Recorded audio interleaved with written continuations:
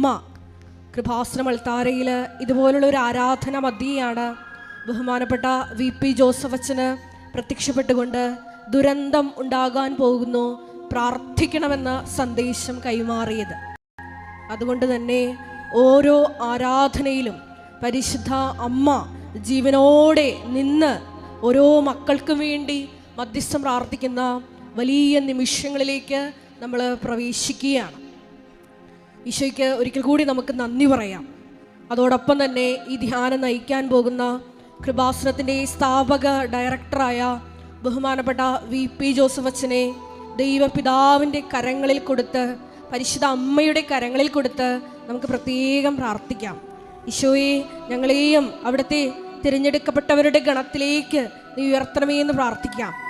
ഈശോയുടെ വചനങ്ങൾ കേൾക്കുമ്പോൾ ബഹുമാനപ്പെട്ട VP ജോസഫ് അച്ഛനിലൂടെ അവിടുത്തെ തിരുഹിതം, ഞങ്ങളുടെ ജീവിതത്തിൻ്റെ പറ്റിയുള്ള തിരുഹിതം വെളിപ്പെട്ട് കിട്ടുമ്പോൾ ഈശോയെ ആ വചനം കേട്ട് അത് നടപ്പിൽ വരുത്തുവാനുള്ള കൃപയ്ക്ക് വേണ്ടി ഞങ്ങൾ പ്രാർത്ഥിക്കുന്നു. ഒരിക്കൽ കൂടി ഈ അൾത്താരയിൽ വന്ന്, കൃപാസനത്തിൽ വന്ന് ഒരു നിമിഷമെങ്കിലും പ്രാർത്ഥിച്ചു പോയിട്ടുള്ള, കണ്ണുനീരിട്ട് പോയിട്ടുള്ള എല്ലാ മക്കളെയും നമുക്ക് ഒരിക്കൽ കൂടി പരിശുദ്ധ അമ്മയുടെ കരങ്ങളിൽ കൊടുത്ത് ഈ അൾത്താരയിൽ സമർപ്പിച്ച് പ്രാർത്ഥിക്കാം.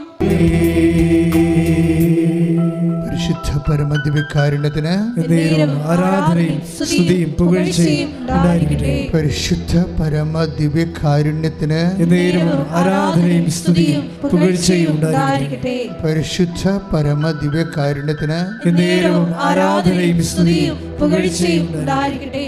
ഇരിക്കുക, സ്വസ്ഥതയോടെ ഇരിക്കുക.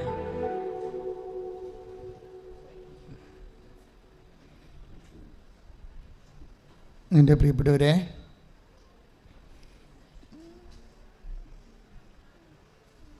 നമുക്ക് ഉടമ്പടിയുടെ ഒരു അനുഗ്രഹ പ്രക്രിയയെക്കുറിച്ചാണ് ഇപ്പോൾ നമ്മൾ ധ്യാനിക്കാൻ പോകുന്നത്. ചിലർക്ക് ഉടമ്പടി പുതുക്കുമ്പോഴാണ് പുതിയ അനുഭവത്വവും അടയാളവും ഒക്കെ ലഭിക്കണം. അതെന്തുകൊണ്ടാണെന്ന് ചോദിച്ചു കഴിഞ്ഞാൽ, ഈ ഉടമ്പടിയുടെ ഒരു പ്രയോഗത്തിൽ നമ്മൾ ശ്രദ്ധിക്കേണ്ട ഒരു കാര്യമുണ്ട്. ഭാഗിക ബോധ്യവും പൂർണ്ണ ബോധ്യവും എന്ന് പറഞ്ഞ രണ്ട് കഷ്ണങ്ങളുണ്ട്. ബോധ്യം ഒരു പ്രശ്നമാണ്. ഉടമ്പടി ആർക്ക് വേണമെങ്കിലും എടുക്കാം, പക്ഷേ ഇത് കത്തണത് എപ്പോഴും നമ്മുടെ കൺവിക്ഷൻ്റെ അടിസ്ഥാനത്തിലാണ്. നമുക്കെന്ത് ബോധ്യമുണ്ട്. ഇപ്പോൾ രാവിലെ നമ്മൾ പ്രാർത്ഥിക്കാൻ പോകുന്ന വചനം റോമ 4:21. റോമ 4:21. എങ്ങനെയാണ് ഉടമ്പടി പെട്ടെന്ന് ഫയറാകുന്നതെന്ന് നമ്മൾ നോക്കണം. നമ്മളങ്ങനെ ഓരോ നോഹവുകൾ, ഇതുപോലെ ജ്ഞാനസൂത്രങ്ങൾ, ഉടമ്പടി കത്തിക്കുന്ന ഓരോരോ മെത്തേഡുകളുണ്ട് വിശുദ്ധ ഗ്രന്ഥം നൽകണ. നമ്മളതൊന്ന് വളരെ ഈ ഫിസിക്സും കെമിസ്ട്രിയും ഒക്കെ പഠിക്കണ പോലെ സാങ്കേതിക ജ്ഞാനത്തിന് ആവശ്യമായ ഒരു ബുദ്ധിപരമായ സൂക്ഷ്മത ഉടമ്പടി നമ്മളിൽ നിന്ന് ആവശ്യപ്പെടുന്നുണ്ട്. പ്രാർത്ഥിക്കുക, കർത്താവായ ദൈവമേ, ഒരു ഭക്തകൃത്യമെന്നതിനേക്കാളുപരി മനസ്സും ബുദ്ധിയും ആവശ്യമുള്ള ഒരു ആധ്യാത്മിക സാങ്കേതിക വിഷയം പോലെ ഉടമ്പടി അതിൻ്റെ ജ്ഞാനങ്ങളാൽ ഞങ്ങളെ അനുഗ്രഹിക്കട്ടെ. ശ്രദ്ധിക്കട്ടെ. ഹല്ലേലൂയ.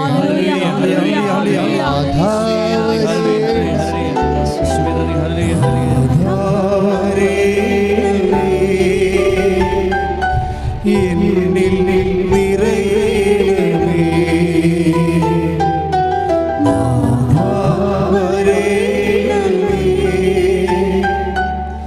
എന്നിൽ നിറയണമേ. പരിശുദ്ധ പരമദിവ്യകാരുണ്യത്തിന് വചനം കേൾക്കാം. റോമ 4:21. വാഗ്ദാനം നിറവേറ്റാൻ ദൈവത്തിന് കഴിയുമെന്ന് അവന് പൂർണ്ണ ബോധ്യമുണ്ടായിരുന്നു. റോമ 4:21 ഏറ്റു പറഞ്ഞ വാഗ്ദാനം നിറവേറ്റാൻ ദൈവത്തിന് കഴിയുമെന്ന് അബ്രാഹത്തിന് പൂർണ്ണ ബോധ്യം ഉണ്ടായിരുന്നു. കംപ്ലീറ്റ് കൺവിക്ഷനാണ്, നോട്ട് പാർഷ്യൽ കൺവിക്ഷൻ. നമ്മളൊക്കെ പലർക്കും വരുന്ന ഒരു ചെറിയ അബദ്ധം ഒക്കുമായിരിക്കും അല്ലേ, ഒത്താക്കുള്ള എന്ന് പറയത്തില്ലേ, ഒക്കുമായിരിക്കും അല്ലേ. ചിലർ ലോട്ടറി ടിക്കറ്റ് എടുക്കത്തില്ലേ, നേരത്തെ ഏജന്റുമായി പറയത്തില്ല, കഴിഞ്ഞ ആഴ്ചയിൽ ഇന്നയാൾക്ക് അടിച്ചു, പാലക്കാട് അടിച്ചു, പാലക്കാട് മലപ്പുറത്ത് അടിച്ചെന്നൊക്കെ പറയത്തില്ല. അതുപോലെ ഉടമ്പടി എടുത്തിട്ട് കിട്ടിയ അനുഗ്രഹങ്ങളെ നോക്കിയിട്ട് ആൾക്കാർ ഒക്കുമായിരിക്കും അല്ലേ, ഒത്താക്കൊള്ളാം കിട്ടിയാലെന്നൊക്കെ പറഞ്ഞുകൊണ്ട് എടുക്കും. ഇത് ഞാൻ പറയണത് ഇത് പാപമാണ് അങ്ങനെ ചെയ്യണത്. അത് എടുക്കണമല്ല പ്രശ്നം, നിങ്ങൾ വന്ന് ഇരന്ന് പണി വാങ്ങിച്ചുകൊണ്ട് പോവുകയാണ്. കാര്യം നിങ്ങൾ ആരോടാണ് കളിക്കണത്? ദൈവത്തോടാണ്. അവിടെ പ്രശ്നം. കിട്ടിയ ഇപ്പം മനുഷ്യരോടാണെങ്കിൽ നമുക്ക് പ്രശ്നമില്ല, കാര്യം മനുഷ്യൻ്റെ അടുത്ത് അസത്യമുണ്ട്, നുണയുണ്ട്, സത്യമുണ്ട്. പക്ഷേ ദൈവത്തിൽ കളങ്കമില്ലാത്ത കാരണം, കളങ്കമില്ലാത്ത ദൈവത്തെ നിങ്ങൾ സംശയിച്ചു എന്ന് പറയുമ്പോൾ നിങ്ങളുടെ റാങ്ക് പിശാസിൻ്റെ റാങ്കാണ്. പിശാസാണ് നിങ്ങൾ ചെയ്യണത്. വളരെ സീരിയസ് വിഷയമാണിത്. പ്രാർത്ഥിക്കുക. കർത്താവായ ദൈവമേ, സത്യമായ അങ്ങയോടാണ് ഞാൻ ഉടമ്പടി ചെയ്യുന്നെന്നുള്ള ആഴമായ ബോധ്യത്താൽ പൂർണ്ണമായ ബോധ്യത്താൽ അബ്രാഹത്തെ പോലെ എന്നെ അഭിഷേകം ചെയ്യണമേ. ശ്രദ്ധിക്കട്ടെ.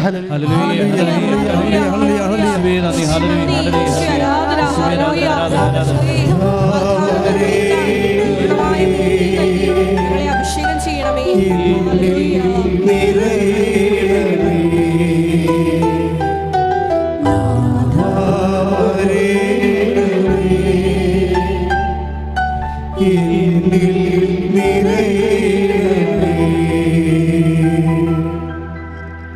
എൻ്റെ പ്രിയപ്പെട്ടവർ, ഈ പൂർണ്ണമായ ബോധ്യം, ദാറ്റ് മീൻസ് കംപ്ലീറ്റ് കൺവിക്ഷൻ.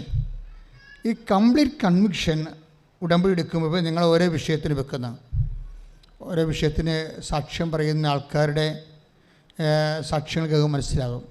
അവരതിൻ്റെ അകത്ത് പൂർണ്ണമായി മനസ്സർപ്പിച്ചിരിക്കുകയാണ്. അവർക്ക് ഡൗട്ടില്ല. ഇത്തിരി കാലങ്ങളിലൊക്കെ ഒരു വ്യത്യാസം വന്നാൽ, ഇപ്പോൾ കഴിഞ്ഞ ദിവസങ്ങളിൽ ഒരു മോള് ഈ ദിവസങ്ങളിൽ ഞാൻ വെളുപ്പിന് കേട്ട സാക്ഷ്യമാണ്. അവരുടെ പേരിന് മേരി ഗ്രെയിൻ. അവരുടെ സാക്ഷ്യം, അവരുടെ വിഷയം എന്താ വെച്ച് കഴിഞ്ഞാൽ, ഓൾ ഇന്ത്യ ആയുർവേദിക് കോളേജിൽ അവർക്ക് സ്റ്റൈഫൻഡ് ഇങ്ങോട്ട് കിട്ടുന്ന രീതിയിൽ അവർക്ക് അഡ്മിഷൻ കിട്ടണം. അതാണ് വിഷയം. കയറം ആയുർവേദിക് കോളേജിൽ അഡ്മിഷനൊക്കെ ആർക്ക് വേണമെങ്കിൽ കിട്ടും. ആർക്ക് വേണമെന്നല്ല, ഒരു 85% സ്കോറിങ്ങൊക്കെ വന്ന ആൾക്കാർക്ക് അഡ്മിഷൻ കിട്ടാനുള്ള സാധ്യതയാണ്. സീറ്റ് കുറവാണ്. ഇത് ഗ്രാജുവേഷനാണ് കിട്ടേണ്ടത്. പക്ഷേ അവളുടെ കപ്പാസിറ്റി അനുസരിച്ച് കിട്ടാനുള്ള സാധ്യതയില്ല. അവരുടെ ബോധ്യം വരണത്. കാര്യം പൈസ മുടക്കിയാണല്ലോ ആൾക്കാർ എടുക്കുന്നത്. 45 ലക്ഷം രൂപയൊക്കെ അതിനും വരും. നമുക്കവർക്ക് MBBS മാത്രമാണ് ഗ്രാജുവേഷന് പൈസ. അല്ല, ആയുർവേദത്തിനും അങ്ങനെ തന്നെയാണ്. 35 ലക്ഷം രൂപ ഒരു ഡോക്ടർ മുടക്കിയത് എനിക്കറിയാം. അതെന്ത് പക്ഷേ ഇതിപ്പോൾ ഇവളെന്താ പറയണത്, അങ്ങനെ മുടക്കാൻ എനിക്ക് കാശില്ല, വീട്ടിൽ കാശില്ല, ഞങ്ങൾക്ക് കടങ്ങളും കാര്യങ്ങളും. അപ്പോൾ അതുകൊണ്ട് അമ്മ തന്നെ എനിക്കത് ചെയ്തു തരണം. ഓൾ ഇന്ത്യയിലാണ് 5 സീറ്റേ ഉള്ളൂ. ഓൾ ഇന്ത്യ കോമ്പറ്റീഷൻ തന്നെ അങ്ങനെയാണ്. ഓൾ ഇന്ത്യയിലാണ് 5 സീറ്റേ ഉള്ളൂ.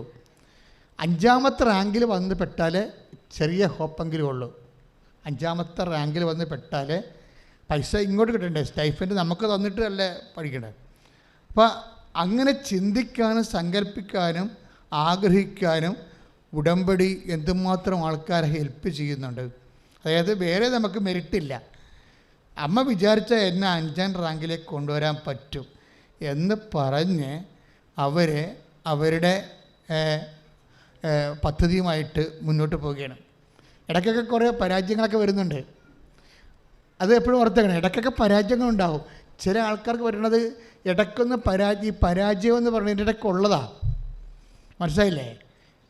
നമുക്ക് ഈ ഉടമ്പടിയുടെ അകത്ത് ഒരു സെക്ഷനിൽ പരാജയമുണ്ട്. ഈ പരാജയം നമ്മൾ ആദ്യമേ തന്നെ മുൻകൂട്ടി കാണണം. ഈ കാര്യം അല്ലാതെ ഇതെല്ലാം മൊത്തം വിജയമാണെന്ന് പറഞ്ഞിരിക്കരുത്. ചില ആൾക്കാർ മുങ്ങിപ്പോയാലും പിന്നെയും 2 കയ്യിൽ നിന്ന് എടുത്ത് തുഴഞ്ഞ് പിന്നെയും കയറും. കാര്യം എന്താണ്? മാതാവ് അവസാനം കൊണ്ടുപോയി ഇത് ശരിയാക്കുമെന്ന് അവർക്ക് ആന്തരിക ബോധ്യം ഉണ്ടാവും. അവസാനം കൊണ്ടുപോയി ഇത് ശരിയാക്കുമെന്ന്. എന്താ പരാജയം എന്ന് വെച്ചാൽ പറഞ്ഞത്, ഇപ്പോൾ ഉദാഹരണത്തിന് ഇത് നമ്മുടെ നടപടി ഇല്ലേ, ഹെബ്രായ ലേഖനം എടുത്തേ. ഹെബ്രായ ലേഖനം 10:36. മക്കളെ സ്തുതിച്ചേട്ടെ.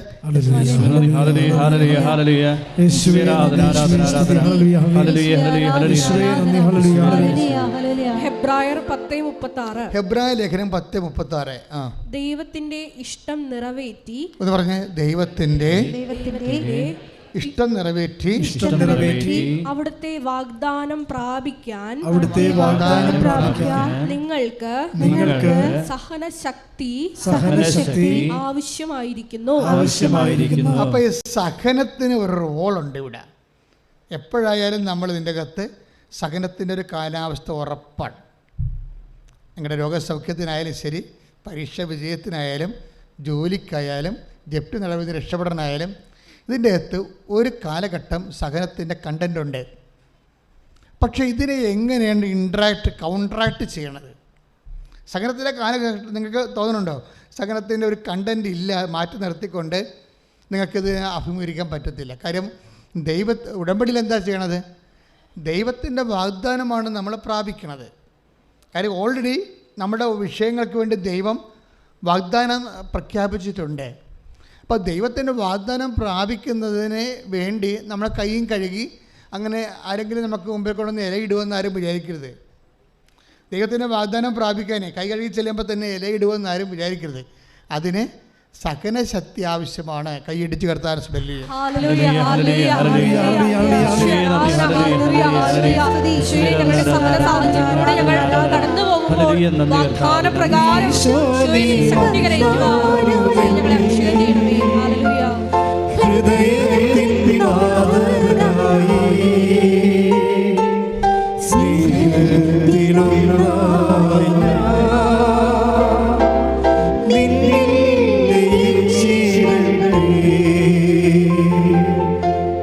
പരിശുദ്ധ പരമദിവ്യകാരുണ്യത്തിന്. അപ്പോൾ ഈ സഹനശക്തിയുടെ കാര്യങ്ങൾ വരുമ്പോൾ എവിടെയെങ്കിലും ഉടമ്പടി ഒന്ന് ഉടക്കി നിൽക്കുകയാണെങ്കിൽ അപ്പോൾ നിങ്ങൾ അതോടുകൂടി ഡൗൺ ആകരുത്. പ്രാർത്ഥന കുറച്ച്, സൽപ്രവൃത്തികൾ കുറച്ച്,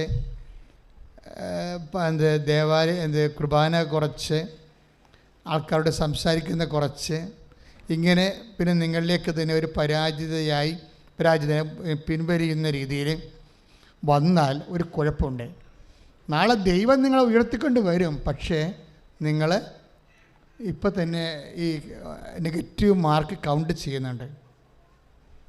അത് ഈ പരീക്ഷയ്ക്കൊക്കെ കറുപ്പിക്കത്തില്ലേ നിങ്ങളെ? പരീക്ഷയ്ക്ക് തെറ്റ് നമ്മൾ ശരി കറുപ്പിക്കാൻ വേണ്ടി പറയത്തില്ലേ? അപ്പോൾ എന്നാ സംഭവിക്കണം? ചില സമയത്ത് ഡാർക്കൻ ചെയ്യുമ്പോൾ ആ ഡാർക്കൻ ചെയ്യണത് തെറ്റാണെങ്കിൽ അതിൻ്റെ മാർക്ക് കിട്ടത്തില്ല. പക്ഷേ ആധ്യാത്മികതയിൽ അങ്ങനെയല്ല. ദൈവത്തോട്, സത്യമായ ദൈവത്തോടാണ് ഇടപെടുന്ന. കാരണം നിങ്ങൾ ഡാർക്കൻ ചിന്തിക്കുന്ന കാര്യം തെറ്റാണെങ്കിൽ നിങ്ങൾക്ക് മാർക്ക് കിട്ടാതിരിക്കണമല്ല, നെഗറ്റീവ് മാർക്ക് വരും അവിടെ. എൻ്റെ അമ്മ ഇത് ഭയങ്കര സീരിയസ് വിഷയമാണ് കേട്ടോ. അതായത് നിങ്ങൾ ദൈവത്തോടല്ലേ കളിക്കണത്. നിങ്ങൾക്ക് ചെയ്യാൻ പറ്റുന്ന എന്ത് സംഭവത്തിലാണ് ദൈവത്തോട് ഇടപെടുന്നത്? നിങ്ങൾക്ക് ദൈവവുമായിട്ട് ബന്ധപ്പെടാൻ പറ്റുന്നത് മൂന്ന് അവസ്ഥകളിലേ പറ്റത്തുള്ളൂ. ഒന്നെങ്കിൽ വിശ്വാസം, അല്ലെങ്കിൽ ഫെയ്ത്ത്, ഹോപ്പ്, പ്രത്യാശ, അല്ലെങ്കിൽ ദൈവസ്നേഹം. ഈ 3 പുണ്യങ്ങൾ വെച്ചുകൊണ്ടേ നിങ്ങൾക്ക് ദൈവത്തിലേക്ക് ഇൻട്രാക്ട് ചെയ്യാൻ പറ്റത്തുള്ളൂ. നിങ്ങൾ എവിടെയെങ്കിലും ഒരെണ്ണത്തിൻ്റെ പമ്മിയാൽ അതിൻ്റെ അർത്ഥം നിങ്ങൾക്ക് വിശ്വാസം കുറവാണെന്നാണ്, അല്ലെങ്കിൽ പ്രത്യാശ കുറവാണെന്നാണ്. ഏറ്റവും പ്രശ്നം ദൈവസ്നേഹമാണ്. ദൈവസ്നേഹം കുറവാണെന്ന് പറഞ്ഞാൽ നിങ്ങൾ ചെയ്യാത്ത വലിയ പ്രശ്നം നെഗറ്റീവായിട്ട് കൗണ്ട് ചെയ്യപ്പെടുന്നു. പിന്നെ ഇത് ഭയങ്കര പ്രശ്നമാണ്. എനിക്കിത്രയും നാൾ ഞാൻ ദൈവത്തോടുകൂടി ജീവിച്ചപ്പോൾ എനിക്ക് മനസ്സിലായത് ഇതാണ്. ദൈവത്തോട് ഇടപെട്ട് ജീവിക്കുന്നതാണ് ഏറ്റവും സങ്കീർണം കാര്യം. അത് ഒന്നാമതൊരു ബുദ്ധിപരമായ ഒരു ഏർപ്പാടാണ്. അവിടെ ഇമോഷൻസിനൊന്നും നമ്മൾ ഈ കരിഞ്ഞ കണ്ണീരും അതുപോലെ തന്നെ കുറേ തരത്തിലുള്ള പാരവശ്യങ്ങൾക്കൊന്നും ദൈവത്തിൻ്റെ ദൃശ്യം ഒരു വിലയുമില്ല. അതെന്താ കാര്യം വെച്ച് കഴിഞ്ഞാൽ ദൈവത്തിന് അറിയാം ഈ കണ്ണീരൊക്കെ ചുമ്മാ കള്ളത്തരവാണെന്നും ഒരു ടൈം കഴിയുമ്പോൾ നിങ്ങൾ ഈ കാണിക്കുന്നതെല്ലാം ഒരു അഭിനയമാണെന്നൊക്കെ ദൈവത്തിന് അറിയാം. അതെപ്പോഴും നമ്മൾ ശ്രദ്ധിക്കണം, വളരെ ശ്രദ്ധിക്കണം. എന്ത് സംഭവമാണെങ്കിലും സത്യസന്ധമായിരിക്കണം കർത്തൃ സന്നിധിയിൽ. അപ്പോൾ ചില സമയത്തൊരു സഹനത്തിലൂടെ നമ്മൾ കടന്നു പോവുകയാണ്.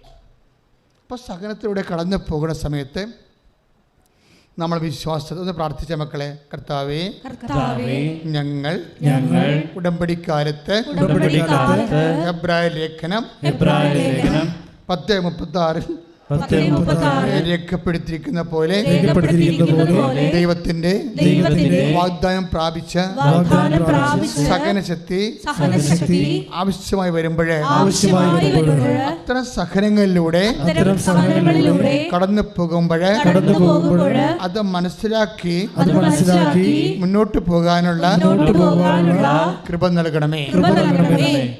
ഇതിനകത്ത് വരുന്നൊരു വിഷയം എബ്രാഹമാണല്ലോ നമ്മുടെ സബ്ജക്റ്റ്. എബ്രാഹിം സബ്ജക്റ്റ് ആകുമ്പോൾ എബ്രാഹത്തിൻ്റെ കാലത്തും ഇതുപോലെയുള്ള പലതരത്തിലുള്ള സഹന സാഹചര്യങ്ങളുണ്ട്. എബ്രാഹത്തിൻ്റെ ഉണ്ടാകുന്ന ഏറ്റവും വലിയ സഹന സാഹചര്യം ആരാ? സാറാ തന്നെയാണ്.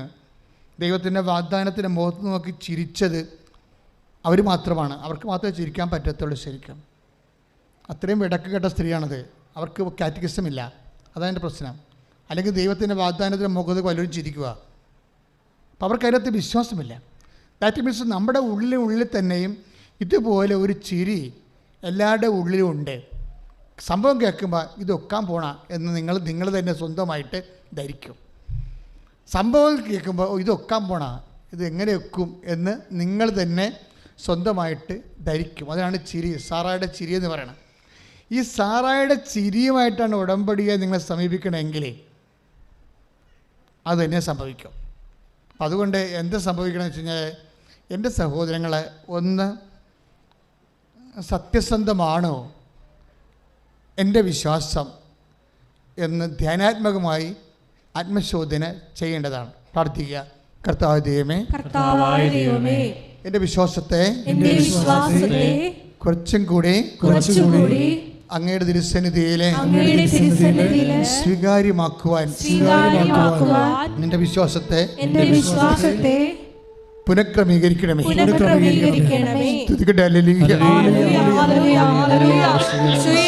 അവിശ്വാസത്തെ പരിഹരിച്ച് വിശ്വാസത്താൽ പ്രാർത്ഥിക്കുന്നു. ദൈവിക വാഗ്ദാനങ്ങളോട് മറുതലിക്കാതെ പറയുവാൻ പരിശുദ്ധ അമ്മയെ പോലെ പറയുവാൻ ഇവിടെ അഭിഷേകം ചെയ്യണമേ.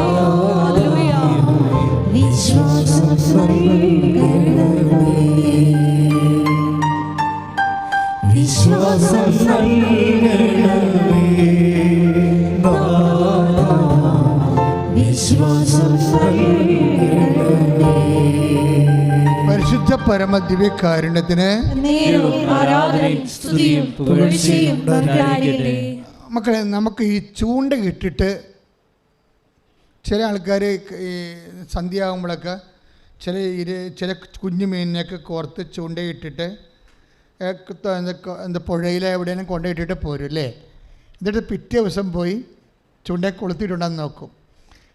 ഇങ്ങനെ ചില ആൾക്കാർ ഉടമ്പടി ചെയ്യുന്നുണ്ട്. ചൂണ്ടക്കാർ ചുമ്മാ ദൈവമായിട്ടൊരു ഉടമ്പടി ചെയ്തിട്ടേക്കും.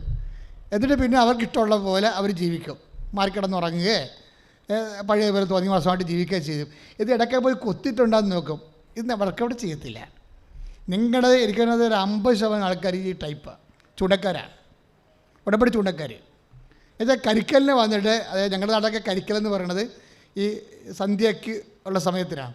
വന്നിട്ട് ഒരു ചെമ്മിനെ എന്തെങ്കിലും കോർത്ത് ചൂണ്ടയിട്ട് വെച്ചും പുഴയിലിട്ടും പോരും. എന്നിട്ട് നമ്മൾ വെളുപ്പിനെ ചെന്നിട്ട് ചൂണ്ട വരച്ചിട്ട് മീൻ കൊത്തിയിട്ടുണ്ടെന്ന് നോക്കും. ഈ ഉടമ്പടി എടുത്തിരിക്കുന്ന അണ്ണന്മാർ പകുതിയോളം ഈ ടൈപ്പ് പാർട്ടിയാണ്, ചൂണ്ടക്കാരാണ്. അതെന്താ പ്രശ്നം വെച്ച് കഴിഞ്ഞാൽ ഇവരിങ്ങനെ ഒരു ഉടമ്പടി നമ്മൾ സംഭവം എടുത്തതിന് ശേഷം പിന്നീട് അവരതിന്മേലൊന്നും ചെയ്യത്തില്ല. ആ ഉടമ്പടിയുടെ യാതൊരു നിബന്ധനകളും നോക്കത്തില്ല.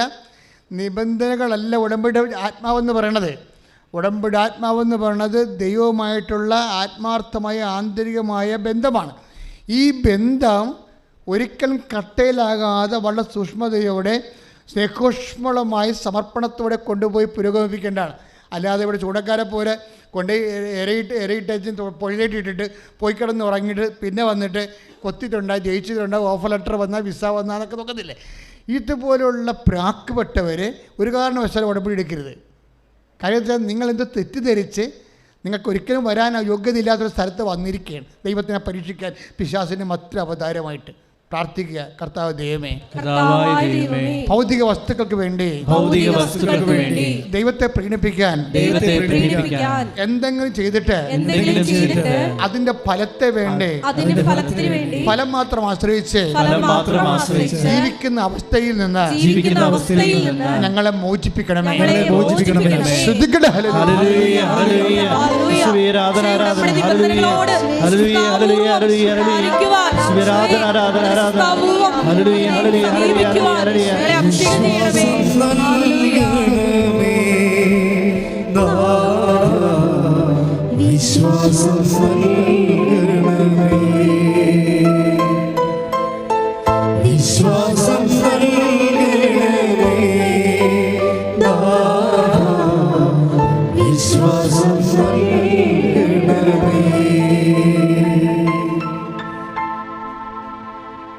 ശ്രദ്ധിക്കട്ടെ. ഹല്ലേലൂയ.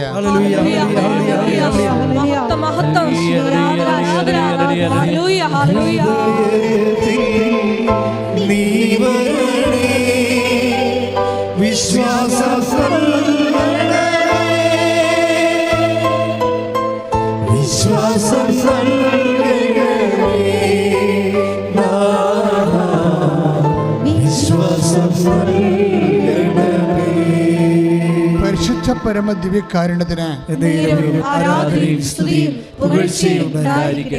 എന്താ പിന്നെ നമ്മുടെ മുമ്പിലുള്ള ഓപ്ഷൻ എന്താ? അതായത് എപ്പോഴും നമ്മൾ ശ്രദ്ധിക്കേണ്ടത് ഒരു വിഷയം. ഇപ്പോൾ തന്നെ എഫേസ്യസ് ലേഖനം എന്താ പറയണത്? അവിടുന്ന് വിശുദ്ധർക്ക് വേണ്ടി ഒരുക്കിയിരിക്കുന്ന മഹത്വത്തെ മനസ്സിലാക്കാൻ നിങ്ങളുടെ ആന്തരിക നേത്രങ്ങളെ അവിടുന്ന് പ്രകാശിപ്പിക്കട്ടെ. അപ്പോഴേ പ്രത്യാശയുടെ സോഴ്സ് അതാണ്. ഉടമ്പടി പ്രത്യാശ ഉണ്ടെന്ന് പറഞ്ഞില്ലേ? ആ പ്രത്യാശയുടെ സോഴ്സ് എബ്രാഹത്തിൽ എന്താണ് ഉണ്ടായത്? എഫേസ്യസ് 1:18 വായിച്ചേ. ശ്രദ്ധിക്കട്ടെ. എഫേസ്യസ് 1:18 ഏത് തരത്തിലുള്ള പ്രത്യാശയിലേക്കാണ് ഏത് തരത്തിലുള്ള പ്രത്യാശയിലേക്കാണ് അവിടുന്ന് നിങ്ങളെ വിളിച്ചിരിക്കുന്നതെന്ന് അറിയാനും വിശുദ്ധർക്ക് അവകാശമായി അവിടുന്ന് വാഗ്ദാനം ചെയ്തിരിക്കുന്ന മഹത്വത്തിന്റെ സമൃദ്ധി മനസ്സിലാക്കാനും നിങ്ങളുടെ ആന്തരിക നേത്രങ്ങളെ അവിടുന്ന് പ്രകാശിപ്പിക്കട്ടെ. 25 വർഷം കഴിഞ്ഞിട്ടും എബ്രാഹാം പിടിച്ചു നിന്നു, സാറ പിടിച്ചു നിന്നില്ല. സാറ ഹാഗറിനെ പ്രാപിച്ച് മക്കളുണ്ടാക്കാൻ പറഞ്ഞു, അല്ലെങ്കിൽ ലോത്തിൻ്റെ ആൾക്കാർ നമ്മുടെ വസ്തു അടിച്ചു മാറ്റുമെന്ന് പറഞ്ഞ്. ലോത്തിന് പേടിയായിരുന്നു. ഇളയപ്പൻ്റെ മകനാണെങ്കിലും സാറാക്ക് പേടിയായിരുന്നു. എബ്രാഹാം മരിച്ചു പോയാൽ ഇവിടെ സ്വത്തെല്ലാം ലോത്തും ആൾക്കാരെ അടിച്ചു മാറ്റുന്നത്. അതുകൊണ്ട് എബ്രാഹത്തിനെ പിരികേറ്റി ഹാഗറിൽ ഒരു കുഞ്ഞിനെ ഉൽപ്പാദിപ്പിക്കാൻ സാറ എപ്പോഴും എബ്രാഹത്തിനെ പുഷ് ചെയ്തുകൊണ്ടിരുന്നു. പക്ഷേ സാറയുടെ വർത്തമാനം കേട്ടിട്ട് എബ്രാഹിൻ്റെ അടുത്ത് വശംവദനായെന്നുള്ള കാര്യം സത്യമാണ്. പക്ഷേ എന്നാലും എബ്രാഹത്തിൻ്റെ ഫെയ്ത്തിൽ വ്യത്യാസം വന്നില്ല.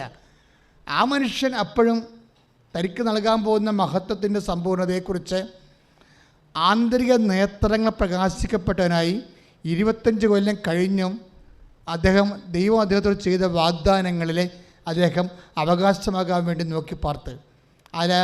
അവകാശബോധം അയാൾക്ക് നഷ്ടപ്പെട്ടില്ല. നമുക്ക് പറക്കം വരണത് ഒരു ടൈം കഴിയുമ്പോൾ അവകാശബോധം പോകും. മനസ്സിലായില്ലേ? കാര്യം ഇത് ഉടമ്പടി വർക്ക് ചെയ്യണത് അവകാശത്തിലല്ലേ. അപ്പോൾ ഒരു ടൈം കഴിയുമ്പോൾ ടൈം ഇങ്ങനെ ലാഗ് ചെയ്ത് പോവുകയാണെങ്കിൽ അവകാശബോധം നഷ്ടപ്പെടാൻ സാധ്യതയുണ്ട്. കാര്യം ഉടമ്പടി വാഗ്ദാനങ്ങളിലാണ് വർക്ക് ചെയ്യണത്. വാഗ്ദാനം അവകാശമാണ്. കൈയടിച്ച് കർത്താൻ ശ്രമില്ലേ.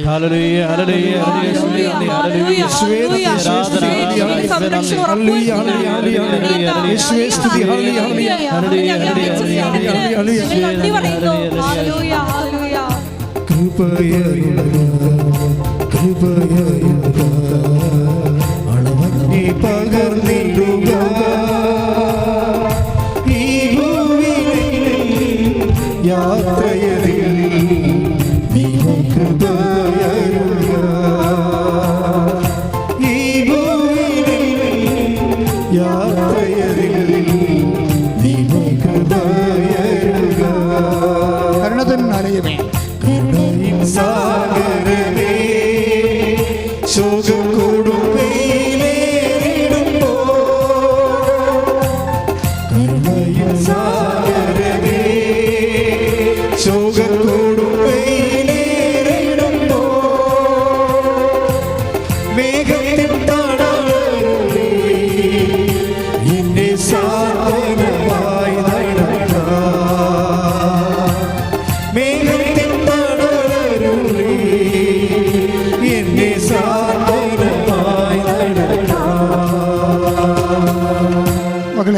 പാട്ട് മനസ്സിൽ സൂക്ഷിച്ച് നന്നായി സ്തുതിക്കുക.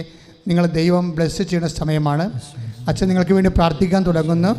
അതിശക്തം കർത്താവേ, നിങ്ങളുടെ രോഗങ്ങൾ, നിങ്ങളുടെ വിഷമതകൾ, ഹൃദയത്തിൻ്റെ ഭാരങ്ങൾ, അടിപോലെ ഇരിക്കുന്ന ഹൃദയത്തിൻ്റെ അവസ്ഥകൾ എല്ലാം മാറ്റപ്പെടാൻ വേണ്ടി കർത്താവേ, നിൻ്റെ വിശുദ്ധ പൗരോഹിത്യത്തെ നീ മഹത്വപ്പെടുത്തി പ്രാർത്ഥിക്കുന്ന, സഭയിലുള്ള സാന്നിധ്യം പ്രകടമാക്കണം പ്രാർത്ഥിക്കുന്ന 36 വർഷം ഞാൻ അർപ്പിച്ച കൃപായുടെ യുഗതയാൽ കൃപാസാൽത്താറയിൽ ജീവനോടെ പ്രത്യക്ഷപ്പെട്ട മാതാവിന്റെ മധ്യസ്ഥത്തിൽ എല്ലാ ഭാരങ്ങളും, എല്ലാ ആശ്വാസങ്ങളും, എല്ലാ രോഗങ്ങളും യേശു നാമത്തിൽ മാറിപ്പോകട്ടെ. ശ്രദ്ധിക്കട്ടെ.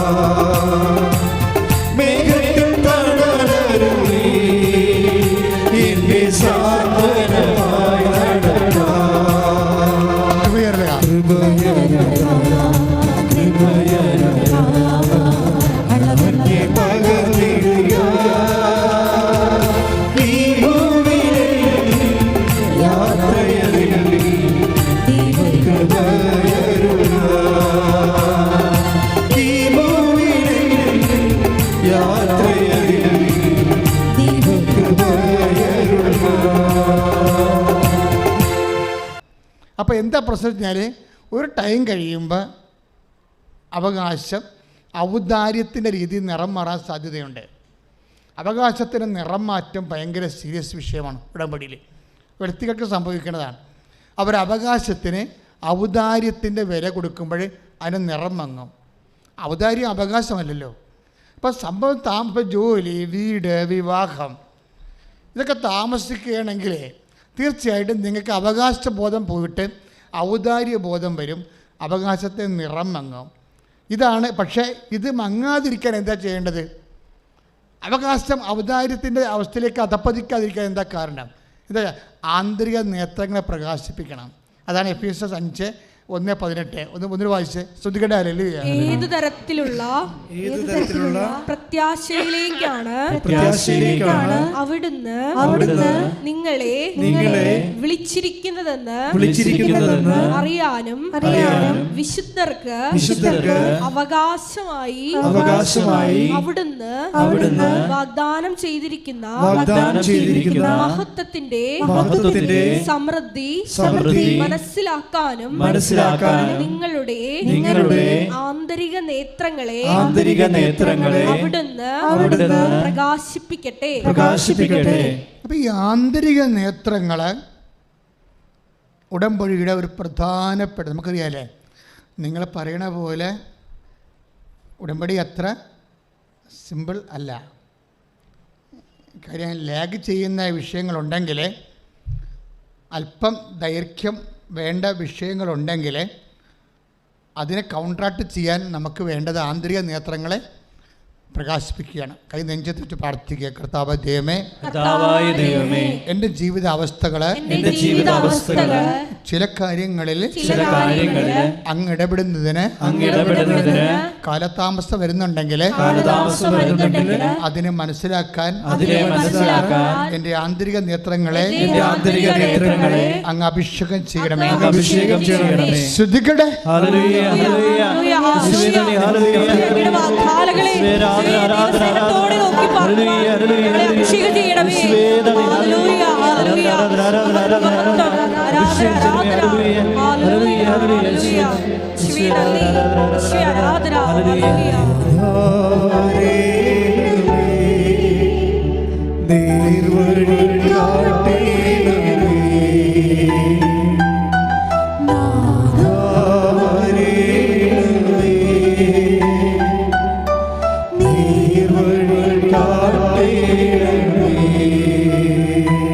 പരിശുദ്ധ പരമ ദിവ്യകാരുണ്യത്തിന് ആരാധനയും സ്തുതിയും പുകഴ്ചയും ഉണ്ടായിരിക്കട്ടെ. ഈ ആന്തരിക നേത്രങ്ങളെ പ്രകാശിപ്പിക്കണമെങ്കിൽ എന്താ ചെയ്യേണ്ടത്? അതായത് ആന്തരിക നേരത്തെ പ്രകാശിപ്പിക്കുന്ന ഒരു കാര്യം, നമ്മുടെ നിങ്ങൾക്ക് കാഴ്ച പ്രാപിക്കാൻ കണ്ണിൽ എഴുതാനുള്ള അഞ്ജനം എന്നോട് ശ്രദ്ധിക്കട്ടെ.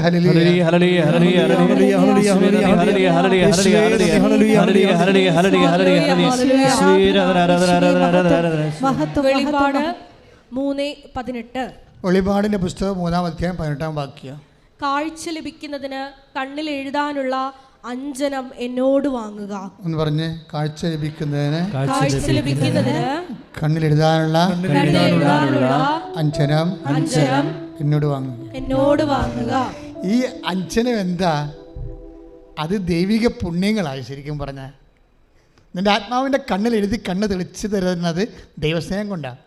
ദൈവത്തെ സ്നേഹിക്കുമ്പോഴാണ് നമ്മളെല്ലാം വ്യക്തമായിട്ട് കാണുന്നത്. സ്നേഹിക്കാത്തവൻ ദൈവത്തെ അറിഞ്ഞിട്ടില്ല. കൈയിടിച്ച് കർത്താസുലയോ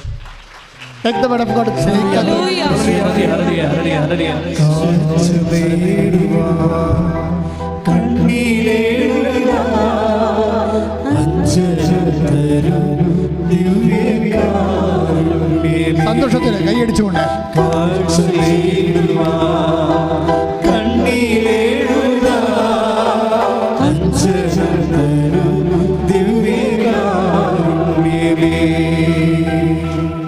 വായിച്ചോളൂ. 1 യോഹന്നാൻ 4:8. സ്നേഹിക്കാത്തവൻ ദൈവത്തെ അറിഞ്ഞിട്ടില്ല, കാരണം ദൈവം സ്നേഹമാണ്. ഒന്ന് പറഞ്ഞാൽ സ്നേഹിക്കാത്തവൻ ദൈവത്തെ അറിഞ്ഞിട്ടില്ല, കാരണം ദൈവം സ്നേഹമാകുന്നു. അപ്പൊ ദൈവത്തെ അറിയുക, ദൈവം നമുക്ക് വേണ്ടി വിശുദ്ധർക്ക് വേണ്ടി ഒരുക്കിയിരിക്കുന്ന മഹത്വത്തിൻ്റെ ആഴങ്ങൾ അറിയുക. ഇതെല്ലാം നടക്കുന്നത് ദൈവസ്നേഹത്തിന്റെ അഭിഷേകത്തിലാണ്. ശ്രദ്ധിക്കട്ടെ.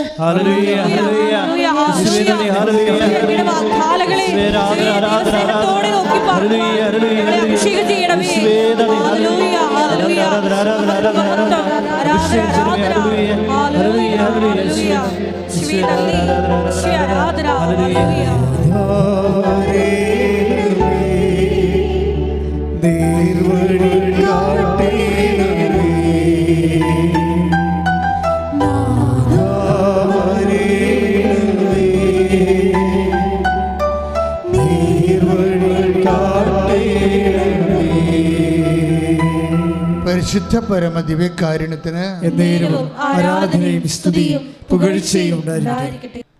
എൻ്റെ ദൈവ പൈതലെ, ഞാൻ നിങ്ങളോട് എളിമയോട് സംസാരിക്കുകയാണ്. നിങ്ങൾ ചെയ്യുന്ന ഓരോ പ്രവർത്തനങ്ങളും മനസ്സിലായില്ലേ? എന്തെല്ലാം പ്രവർത്തനങ്ങൾ നമ്മൾ ചെയ്യുന്നുണ്ട്? ഭയങ്കരമായ വലിയ കാര്യങ്ങൾ നമ്മൾ ചെയ്യുന്നുണ്ട്. കർത്താവിനെ അറിയാത്തവരെ നമ്മൾ അറിയിക്കുന്നുണ്ട്, അല്ലേ? അറിഞ്ഞവരെ നമ്മൾ ആഴപ്പെടുത്തുന്നുണ്ട്. നിങ്ങൾ തന്നെ കൗതാശികമായ ജീവിതത്തിൽ പുരോഗമിക്കുന്നുണ്ട്. നിങ്ങൾ തന്നെ സൽപ്രവൃത്തികളിലും കൃപാവര പ്രവൃത്തികളിലും സാക്ഷികളായി മാറുന്നുണ്ട്. But when you do it in the name of Jesus, നിങ്ങളത് ചെയ്യുമ്പോൾ ഒരു സാങ്കേതികമായി ചെയ്യാതെ എണ്ണി ഒപ്പിച്ച് ചെയ്യുന്നതിന് പകരം, കർത്താവേ, ഞാനിതെല്ലാം ചെയ്യുന്നത് അങ്ങയോടുള്ള അദമ്യമായ സ്നേഹത്താലാണ്. എൻ്റെ ഹൃദയത്തെ അങ്ങ് സ്നേഹത്താൽ നിറക്കണമേ. പ്രാർത്ഥിക്കുക. കർത്താവേ, ഉടമ്പടി പ്രകാരം ഞാൻ ചെയ്യുന്ന ഓരോ സുവിശേഷ സാക്ഷ്യപ്രവർത്തനങ്ങളിലൂടെ എൻ്റെ ദൈവസ്നേഹ നിലവാരത്തെ അഭിഷേകം ചെയ്യണമേ, വർദ്ധിപ്പിക്കണമേ. ആകയാൽ ആ അഭിഷേകത്താൽ എൻ്റെ ആന്തരിക നേത്രങ്ങള് പ്രകാശിച്ചുകൊണ്ട് അങ്ങ് എനിക്ക് വേണ്ടി ഒരുക്കിയിരിക്കുന്ന മഹത്വത്തെ ദർശിക്കുവാൻ എന്നെ വഴി നടത്തണമേ, അഭിഷേകം ചെയ്യണമേ. ശ്രദ്ധിക്കട്ടെ.